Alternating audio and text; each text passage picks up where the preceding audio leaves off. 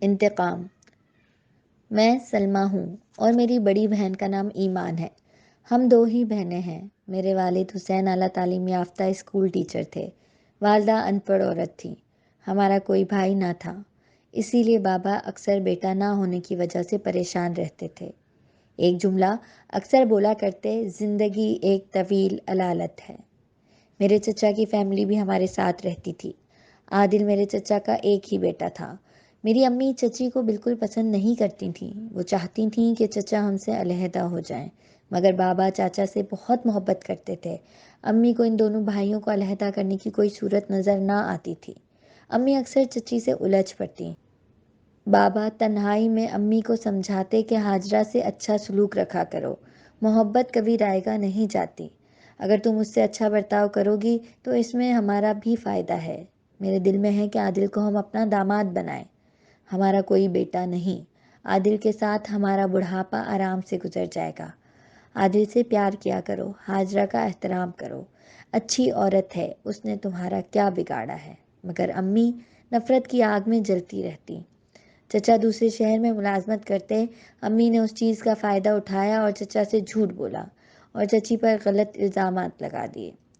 چاچا نے غصے میں چچی کو طلاق دے دی اور اپنا بیٹا عادل زبردستی چھین لیا۔ امی کی خواہش تھی کہ بیٹا بھی ماں کے ساتھ چلا جائے، مگر امی کی قسمت کہ عادل امی کے پاس رہ گیا۔ چچا دوسرے شہر میں ملازمت کرتے تھے، وہاں انہوں نے دوسری شادی کر لی۔ اب عادل امی کے رحم و کرم پر تھا۔ امی اور ایمان عادل پر بہت ظلم کرتی، وہ اپنے کپڑے بھی خود دھوتا۔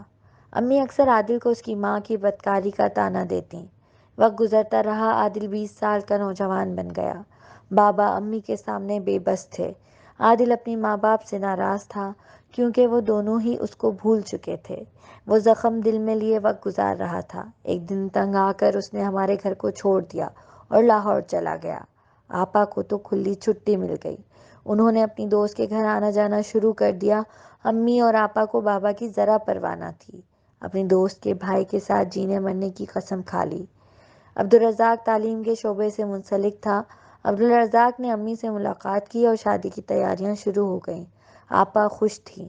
شادی سے چند دن پہلے ہم ٹی وی دیکھ رہے تھے، اچانک چند ڈاکو ہماری دیوار پھلانگ کر آ گئے۔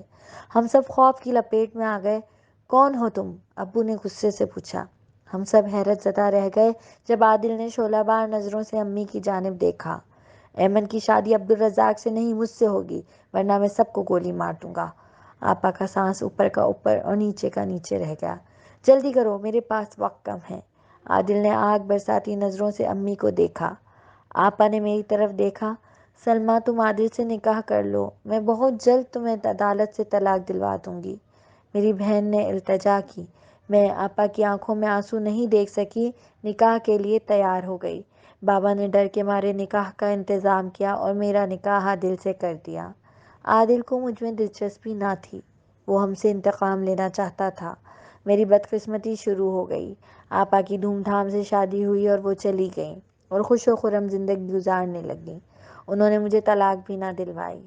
عادل مجھے طلاق نہیں دینا چاہتا تھا، وہ امی اور مجھے اذیت دے کر مارنا چاہتا تھا۔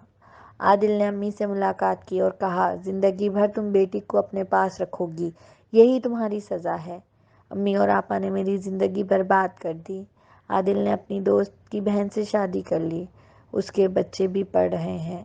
میری عمر 50 سال ہو چکی ہے۔ گھر میں خاموشی رہتی ہے۔ عادل اکثر پیغام بھیجتا ہے کہ اگر طلاق لینے کی کوشش کی تو تمہارے باپ کو گولی مار دوں گا۔ لگتا ہے جیسے میں دشت میں کھڑی ہوں۔ بابا کہا کرتے تھے، زندگی ایک طویل علالت ہے۔ ہاں ہے۔